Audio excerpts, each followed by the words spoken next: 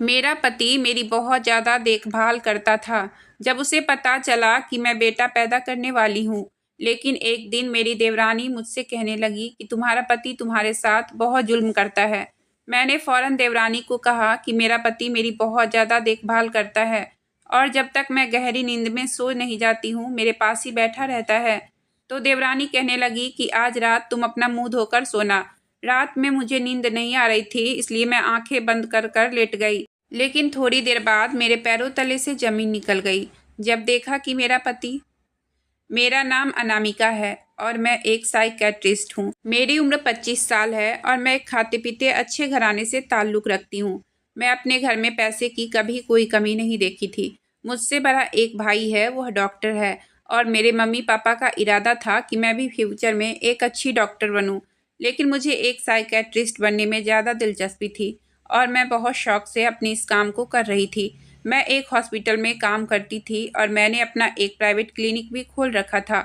मेरे मरीज भी ज़्यादातर अमीर लोग होते थे जो डिप्रेशन का शिकार रहा करते थे, जिनको दौलत की रेल पेल में सुकून नहीं मिलता था और डिप्रेशन के मरीज बनकर मेरे जैसे साइकेट्रिस्ट के पास अपने दिल का हाल बताने आ जाते थे।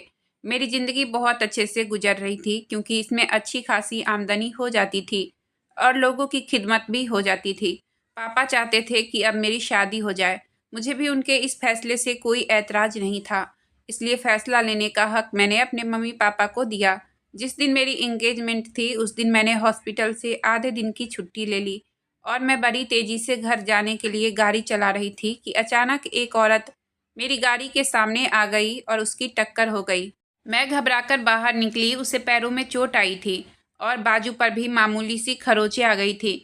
मेरा घर यहाँ से करीब ही था, इसलिए मैं उसको अपनी गाड़ी में बिठाकर अपने घर ले गई।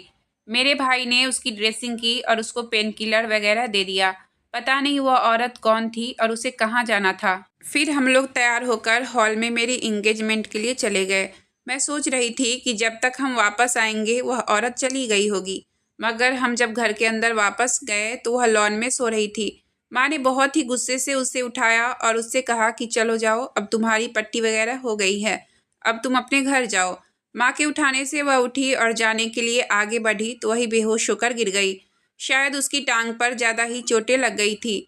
मैं उसे अपने क्लिनिक में ले गई, उसके पैर का मसाज किया और उसको कुछ पैसे भी दिए।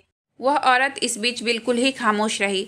मैंने ड्राइवर को कहा कि इसे इसके घर छोड़ आए क्योंकि उसे मेरी गाड़ी से ही चोट लगी थी, तो मेरा फ़र्ज़ बनता था कि उसको अच्छे से कुछ देकर और उसकी पट्टी वगैरह कर कर उसे उसके घर भेज दूँ। मैंने यही किया और मेरी इस बात से मेरी माँ बहुत ज़्यादा नाराज़ हो रही थी। मैंने उनसे प्यार से बात की और उन्हें मना लिया। फिर मैं अपने कमरे में आ गई और अपने मंगेतर के बारे में सोचने लगी। मैं उसे ज़्यादा नहीं जानती थी, वो मेरे पापा के किसी दोस्त का बेटा था। मैंने उसे आज पहली बार देखा था और देखने में वह एक शरीफ आदमी लगता था, इसलिए मुझे माँ और पापा की पसंद पर कोई शक नहीं हुआ। मेरी शादी 1 महीने बाद की तय हुई। मेरी इंगेजमेंट के कुछ दिनों बाद की बात है कि जब मैंने हॉस्पिटल में उस औरत को देखा जिसका मेरी गाड़ी से एक्सीडेंट हुआ था। वह वहाँ दवाई लेने आई हुई थी। मैंने उसे अपने पास बुलाकर उसका हालचाल पूछा और खुद दवाई लेकर उसे दे दी। वह कुछ दिनों तक वहाँ आती रही। इसी दौरान मेरी उससे अच्छी खासी बातचीत होने लगी थी। फिर उसने आना छोड़ दिया और मैं भी अपनी ज़िंदगी में बिजी हो गई। शादी से पहले 2-3 बार मेरे मंगेतर से मेरी मुलाकात हुई थी। तब मैं सोच में पड़ गई थी, वह मुझे ज़रूरत से ज़्यादा ही अच्छा लग रहा था या फिर मेरे सामने अच्छा बनने की कोशिश कर रहा था। मैं समझ नहीं पा रही थी। घर आकर जब मैंने अपनी माँ को यह सब कुछ बताया तो मेरी माँ कहने लगी, तुम बेकार ही उस पर शक कर रही हो, उसका पूरा खानदान बहुत अच्छा है और शरीफ है। मैं भी अपनी माँ की बात मानकर सब कुछ हालात पर छोड़ दिया। सोचा जो होगा देखा जाएगा। मेरे मम्मी पापा मेरे लिए जो भी करेंगे अच्छा ही करेंगे। देखते ही देखते मेरी शादी का दिन आ गया। पता नहीं क्यों लड़कियों को शादी के नाम पर जो खुशी होती है वह मुझ में कहीं नहीं थी। मैंने बहुत खुश होने की कोशिश की, लेकिन मैं किसी रोबोट की तरह ही रुखसत की जिसके अंदर कोई खुशी ही नहीं थी। लेकिन मेरे सारे एहसास अपनी ससुराल में कदम रखते ही जाग उठे जब मैंने मेरे सामने रस्म करती एक लड़की को देखा और उसे देखकर मैं हैरान रह गई। वह वही लड़की दीप्ति थी जो मुझे हॉस्पिटल में मिलती थी, वही जिसका एक्सीडेंट मेरी गाड़ी से हुआ था। मैंने उसे देखते ही उससे पूछा कि तुम यहाँ। वह भी मुझसे यही कहने लगी कि मैं भी आपको यहाँ देखकर हैरान हो रही हूँ। आप इस घर की नई बहू हैं, मैं आपकी देवरानी हूँ। उसकी बात सुनकर मैं कुछ चौंक गई, क्योंकि मेरी देवरानी तो कोई और थी जो मेरे देवर के साथ साथ थी। फिर वह लड़की कौन थी जो खुद को मेरी देवरानी बता रही थी? मुझे कुछ समझ में नहीं आया। इससे पहले मैं उसे अपने सवालों का जवाब मांगती, मेरी सास ने आगे बढ़कर मुझसे कहा, बातें तो बाद में भी होती रहेगी, अभी पहले रस्में कर लेते हैं। मुझे वह लोग अंदर कमरे में लेकर चले गए। इस घर में जो कुछ हो रहा था वह मेरे लिए बहुत हैरान कर देने वाला था। पहले तो यह बात मुझे खटक रही थी कि बड़े भाई की शादी अभी नहीं हुई थी और छोटे भाई की पहले हो गई थी, और अब मुझे यह पता चला था कि मेरे देवर की 2 पत्नियां हैं, और यह बात मेरी सास ने छुपा रखी थी। शादी की रात मेरा पति मेरे कमरे में आया। उसने मुझे दुआ सलाम की और तमीज़ से मेरे पास बैठ गया। यह देखकर मुझे खुशी हुई कि चलो मेरा पति एक अच्छा और शरीफ आदमी है। मैंने उसे सबसे पहले सवाल दीप्ति के बारे में किया। मेरे पति ने मुझे बताया कि वह मेरे भाई की पहली पत्नी है। मैंने हैरानी से उनसे पूछा, पहली पत्नी के होते हुए दूसरी पत्नी की क्या ज़रूरत पड़ गई आपके भाई को? दीप्ति का मासूम चेहरा मेरी आंखों के सामने आने लगा, जिस पर इतना बड़ा जुल्म हुआ था।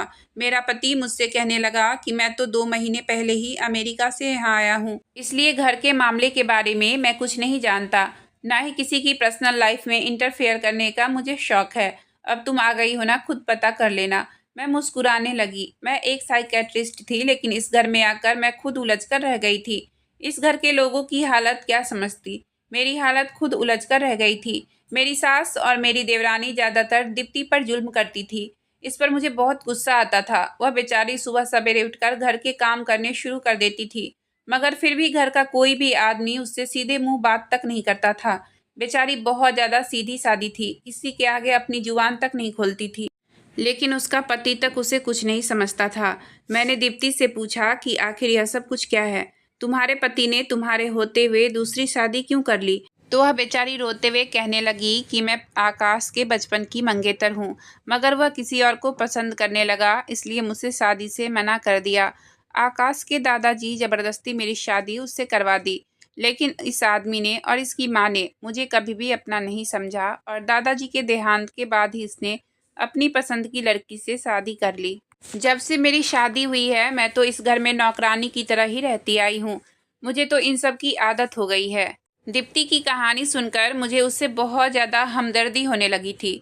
अब मेरी उससे अच्छी खासी दोस्ती हो गई थी। मेरी सास और मेरी दूसरी देवरानी को यह सब कुछ पसंद नहीं था, मगर मुझे भी कोई परवाह नहीं थी। जब मैं अपने क्लिनिक से थकी हारी शाम को घर वापस आती, तो दीप्ति मेरे लिए गरम गरम खाना लेकर आ जाती। सुबह में मेरे कमरे की सफाई भी वही करती थी। मैं अपनी शादी के बाद खुश थी, लेकिन कुछ दिनों बाद पता नहीं क्यों मेरे पति का रवैया कुछ बदलने लगा। पता नहीं उनको मुझसे क्या मसला था। छोटी छोटी बातों पर वह मुझसे लड़ने के जैसे बहाने ढूंढने लगे थे। एक दिन जब मैं अपने मायके गई तो वापसी पर मेरे भाई का दोस्त मुझे घर पर छोड़ने आया, पर इस बात का पता मेरे पति को चल गया तो वह मुझ पर शक करने लगा। मैं समझ नहीं पा रही थी मेरे पति मेरे साथ ऐसा क्यों कर रहे हैं। दीप्ति ने मुझे बताया कि भाभी, आपकी सासी आपके पति को आपके खिलाफ भड़का रही है, मगर मुझे यकीन नहीं आ रहा था, क्योंकि अभी तक मेरी सास ने मेरे साथ कुछ अच्छा नहीं किया था तो कुछ बुरा भी नहीं किया था। फिर वह भला मेरे साथ ऐसा क्यों करेंगी? उन्हीं दिनों मुझे गुड न्यूज़ मिल गई। मेरी सास ने भी मेरी सारी बातें भूलकर मुझे अपने गले से लगा लिया, क्योंकि मैं उनके खानदान को पहला वारिस देने वाली थी। पति का रवैया भी मेरे साथ अच्छा हो गया था। मेरी सास मुझसे कहती थी कि दीप्ति से दूर ही रहना, क्योंकि वह अच्छी लड़की नहीं है। वही तुम्हारे पति को तुम्हारे खिलाफ भड़काती है। मैं तो सोच में पड़ गई थी कि कौन सच कह रहा है और कौन झूठ कह रहा है, लेकिन मुझे दीप्ति पर यकीन था। वह एक सीधी सादी भोली भाली लड़की थी। मेरी सूरत में उसे एक दोस्त मिल गई थी जो उससे हमदर्दी जताती थी, जिससे वह अपने दिल की बात कर लेती थी। जब मेरे पति को पता चला कि वह पापा बनने वाले हैं तो उन्हें बहुत ज़्यादा खुशी हुई। वह मेरे लिए रोज़ अच्छे अच्छे गिफ्ट लेकर आते और मुझसे माफ़ी भी मांगी, तो मैंने उन्हें माफ़ कर दिया। मेरे लिए यही बात बहुत बड़ी थी कि मेरे पति को अपनी गलती का एहसास हो गया था। लेकिन एक बात जो मुझे कांटे की तरह चुभ रही थी, वह यह थी कि पहले मेरे पति को क्या हुआ था? किसने उन्हें मेरे खिलाफ किया था, दीप्ति ने या मेरी सास ने? क्योंकि दीप्ति तो शुरू दिन से ही मेरे साथ बहुत अच्छे से रह रही थी। मैंने सोचा कि चलो कोई बात नहीं, कुछ दिन बाद मुझे यह राज भी पता चल जाएगा कि आखिर इन सब के पीछे कौन था। मेरा पति मेरी बहुत ज़्यादा देखभाल करता था। रोज़ रात को मेरे लिए कुछ न कुछ खाने के लिए लेकर आता था। घर का माहौल भी इस खबर से बहुत अच्छा हो गया था। मगर मैं कुछ दिनों से नोटिस कर रही थी कि दीप्ति कुछ परेशान सी रहने लगी थी। उसने मुझे मुबारकबाद भी बहुत ही फीके अंदाज में दी थी। मैं उस पर शक करने लगी कि कहीं मेरी सास ठीक तो नहीं कह रही थी। अब मैं दीप्ति पर नज़र रखनी शुरू कर दी थी, मगर वह मेरे खिलाफ कोई भी साजिश नहीं कर रही थी और ना ही मैंने उसे कभी अपने पति से कोई बात करते हुए देखा था। एक दिन मैंने दीप्ति से पूछ लिया कि क्या बात है दीप्ति, तुम इतनी परेशान क्यों हो? वह कहने लगी कि भाभी, मैं अपने लिए नहीं बल्कि आपके लिए परेशान हूँ। उनकी बात सुनकर मैं चौंक गई कि मेरे लिए क्यों परेशान है। कहने लगी कि छोड़ो भाभी, आपको मेरी बात पर यकीन नहीं होगा। यह कहकर वह वहाँ से चली गई। मैं सोचती ही रह गई, आखिर बात क्या है? ये इतनी सीरियस बात क्यों कर रही है? इसी बीच में मेरे साथ एक अजीबोगरीब हादसा हुआ। मेरे पेट में दर्द होने लगा था। मेरी हालत बहुत खराब हो गई थी। वह तो ऊपर वाले का शुक्र था कि मैं हॉस्पिटल में ही थी और डॉक्टर कहने लगी कि तुमने कुछ गलत खा लिया था, जिसकी वजह से तुम्हारा मिसकैरेज होते होते बचा है। यह सुनते ही मेरे पैरों तले से ज़मीन निकल गई थी। वही कुछ तो खा रही थी जो मेरा पति या दीप्ति या फिर मेरी सास मुझे लाकर देते थे, और इन तीनों पर शक करने का तो मैं सोच भी नहीं सकती थी। मेरी सास ने जब से मेरी प्रेग्नेंट होने की खबर सुनी थी, तब से वह मेरा बहुत ज़्यादा ख्याल रखती थी। वह तो मेरे बारे में ऐसा सोच भी नहीं सकती है। मेरा देवर और देवरानी भी हमेशा अपने काम से काम रखते थे। वह भी ऐसा नहीं कर सकते। मेरे साथ ऐसी हरकत करने की कोशिश की। सोच सोचकर मेरा दिमाग खराब होने लगा था। मुझे एकदम से दीप्ति की बात याद आने लगी। उसने कहा था कि वह मेरे लिए ही परेशान है और उसने मुझसे यह भी कहा था कि भाभी, आप अपना ख्याल रखा करो। तो मैंने उसकी बातों को सीरियस नहीं लिया और मेरे साथ यह हादसा होते होते बचा। मैं वापस घर आ गई और घर पर किसी को ये बात नहीं बताई कि मेरे साथ क्या हुआ है। मैं जाते ही दीप्ति के पास गई और उसे पूछने लगी कि तुम क्या कह रही थी? मेरे साथ कोई गलत करने की कोशिश कर रहा है। मैं सोच रही थी कि वह मेरी सास पर इल्ज़ाम लगाएगी कि उसने मेरे साथ गलत करने की कोशिश की है या फिर अपनी सौतन का नाम लेगी। मगर उसने जिसका नाम लिया, यह सुनकर मुझ पर 7 आसमान टूट पड़े और मैंने उसको पीछे की तरफ धक्का दे दिया, जैसे मुझे उसकी बात पर यकीन नहीं आ रहा हो। वह कहने लगी कि भाभी, आपका पति आपके ऊपर जुल्म करता है। मैंने दीप्ति से कहा कि ऐसा नहीं हो सकता है। मेरे पति मेरे साथ कुछ गलत काम नहीं कर सकते हैं और मेरी बहुत ज़्यादा देखभाल करते हैं। वह रात को तब तक नहीं सोते जब तक मैं गहरी नींद में ना सो जाऊं। इतना ख्याल करते हैं वह मेरा। दीप्ति मुझे कुछ कहने ही वाली थी कि मैं गुस्से से वहां से उठकर अपने कमरे में चली आई। मुझे उसकी बात पर बिल्कुल भी भरोसा नहीं हुआ था। मेरा पति मेरे साथ ऐसा कैसे कर सकता है? वह तो इतना खुश है और मेरी इतनी देखभाल भी करता है, मुझे इतना प्यार करता है, वह ऐसा कुछ कर ही नहीं सकता है। मैंने दीप्ति की बात पर भरोसा नहीं किया और उससे बातचीत करनी खत्म कर दी। एक दिन जब मैं क्लिनिक जाने लगी तो वह कहने लगी कि भाभी, आपको मेरी बात पर भरोसा नहीं है, लेकिन सच यही है, आपका पति ही है जो आप पर जुल्म करता है। वह जो आपकी इतनी देखभाल करता है, वह सब कुछ एक नाटक है। उसे यह बच्चा ही नहीं चाहिए। मैं खुद उसे फ़ोन पर बात करते हुए सुना था। वह रोते हुए मुझसे कहने लगी कि भाभी, मेरी बात पर यकीन करो, मैं हरगिज भी झूठ नहीं बोल रही हूँ। मुझे आपसे झूठ बोलकर क्या मिलेगा? मैं तो आपके भले के लिए ही कह रही हूँ। मैंने अपने दिल में सोचा, क्या यह मेरे साथ भला कर रही है? इसे मेरे पति के खिलाफ झूठ बोलकर आखिर क्या मिलेगा? उसका क्या फ़ायदा होगा हम मियाँ बीवी को लड़वाकर? मैंने उसे कहा कि चलो ठीक है, मैं अपने पति पर नज़र रखूंगी। अब मैं अपने पति की हर बात पर नज़र रखनी शुरू कर दी। वह क्या करता है, किससे बात करता है, कहाँ जाता है, किससे मिलता है, मैंने उसकी हर बात पर ध्यान देना शुरू कर दिया। लेकिन मुझे ऐसा कुछ भी पता नहीं चला जिसके बलबूते पर मैं उस पर कोई शक करती। वह इसी तरह मेरी देखभाल करता था, मेरे लिए रोज़ नई नई चीज़ें खाने के लिए लाता था। यहाँ तक कि उसने अपने होने वाले बच्चे के लिए अभी से शॉपिंग करनी भी शुरू कर दी थी। मैंने छुट्टी वाले दिन भी उसे कहीं बाहर जाते हुए नहीं देखा था। उसका फ़ोन भी चेक किया, लेकिन सब कुछ ठीक था। शायद दीप्ति को ही गलतफहमी हुई होगी, वह बिना वजह ही शक कर रही है। मैंने उसे सख्ती से कहा कि आज के बाद मेरे पति के खिलाफ तुम मुझसे कोई भी बात मत करना। मैं तुमसे कोई भी ऐसी वैसी बात नहीं सुनूंगी।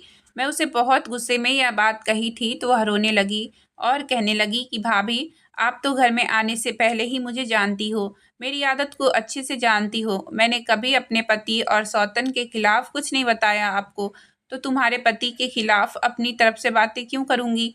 मैं सच कह रही हूँ, वह आपको धोखा दे रहा है। आपको मेरी बात पर भरोसा नहीं है तो एक काम करना, आज रात अपना मुँह धोकर सोना। आपको आपके पति की सारी सच्चाई पता चल जाएगी।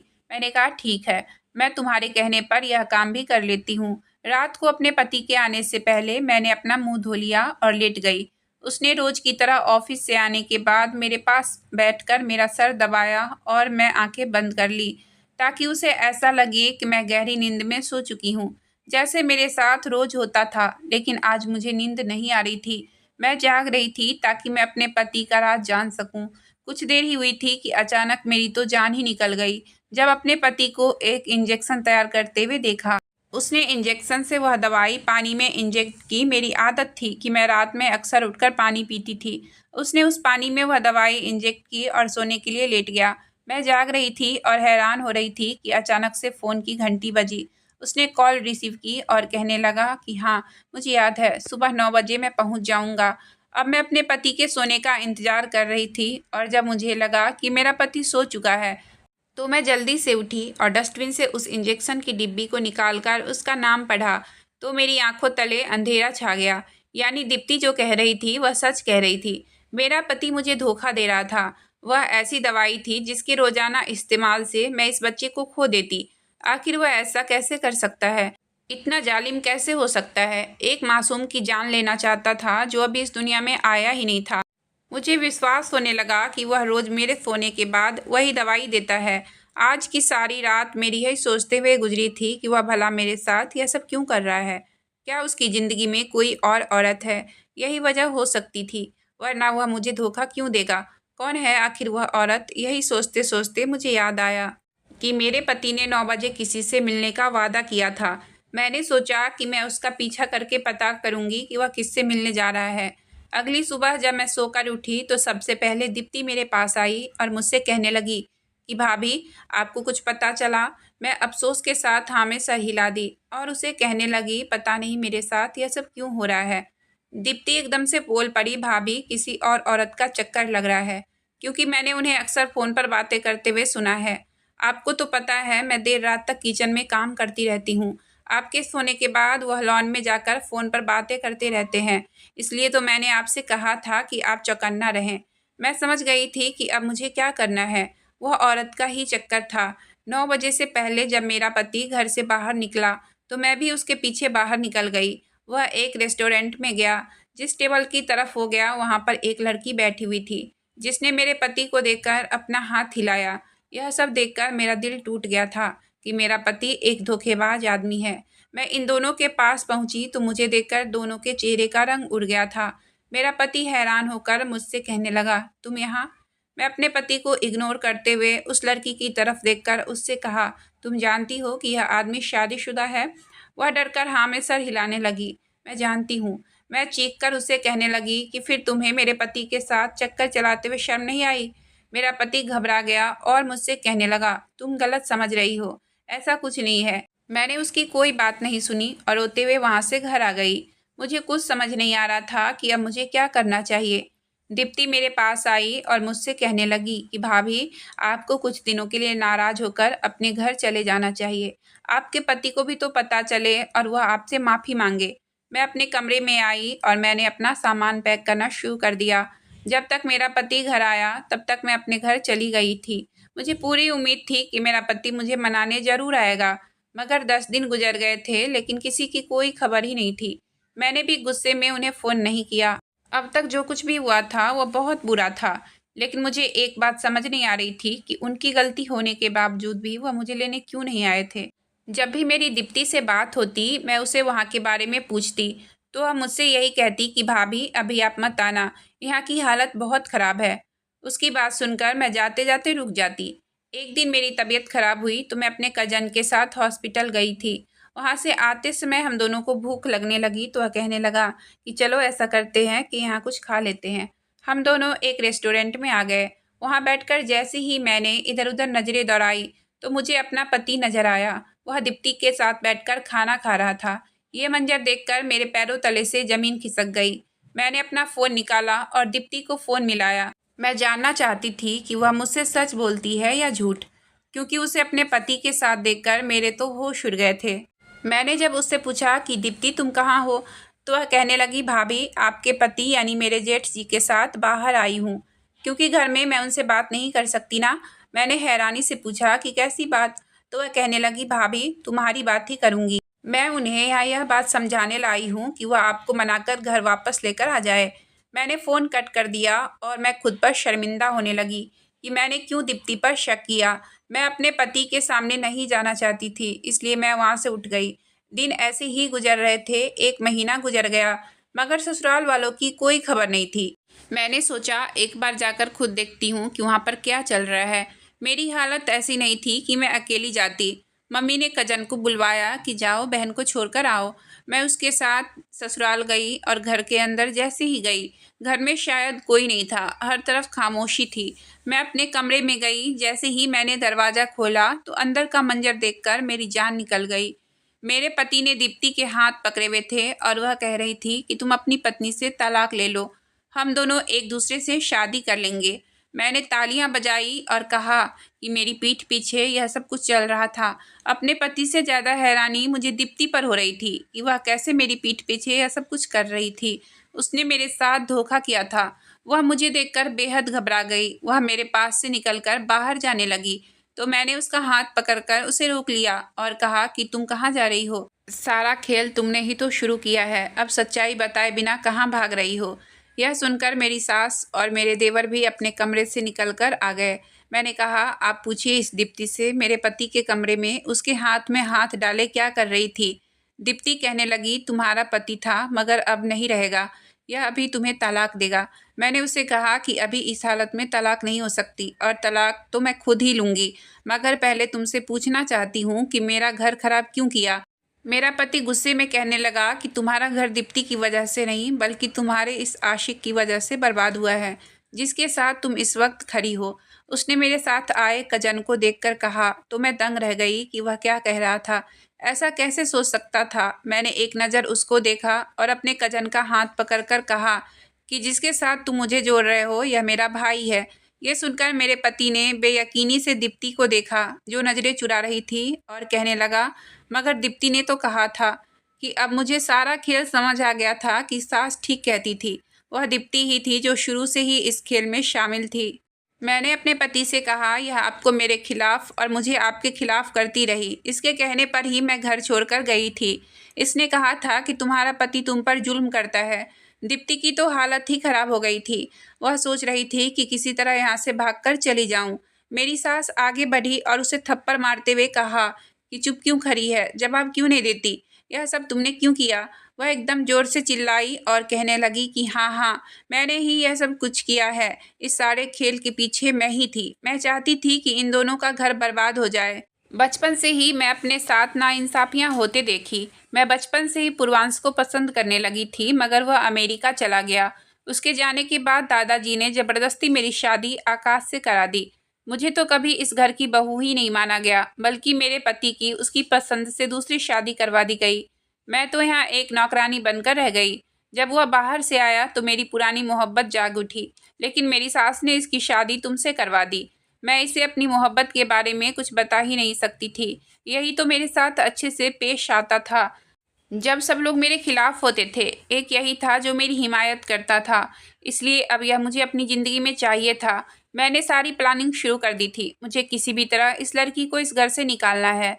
मैं इंगेजमेंट वाले दिन इसकी गाड़ी से टकराई थी और फिर हॉस्पिटल में भी इससे मिलती रही, ताकि हम दोनों की शादी से पहले हमारे अच्छे से जान पहचान हो जाए और वह मुझ पर आंख बंद करके भरोसा करने लगे। जैसे ही नित्या दुल्हन बनकर इस घर में आई, मैंने अपने प्लान पर काम करना शुरू कर दिया। मैं पूर्वांश को इसकी पत्नी के खिलाफ भड़काना शुरू कर दी। पूर्वांश मेरी बात पर बहुत ज़्यादा भरोसा करता था, इसलिए उसका मूड अपनी पत्नी की तरफ से खराब रहने लगा। मैंने इसे कहा कि तुम्हारी पत्नी अपने कजन से शादी करना चाहती है, इसलिए वह तुम्हारे साथ खुश नहीं है। मैं जल्दी ही इसको इसकी पत्नी के खिलाफ इतना चढ़ा देती कि यह अपनी पत्नी को तलाक दे देता, लेकिन इससे पहले ही नित्या की प्रेगनेंसी की खबर मिल गई वह अपने बच्चे की खबर सुनते ही यह सब कुछ भूल गया और अपनी पत्नी पर पहले की तरह भरोसा करने लगा। यह देखकर मुझे लगा कि सब खत्म हो गया है, इसलिए मैंने सोच लिया कि नित्या को उसके पति के खिलाफ करना पड़ेगा।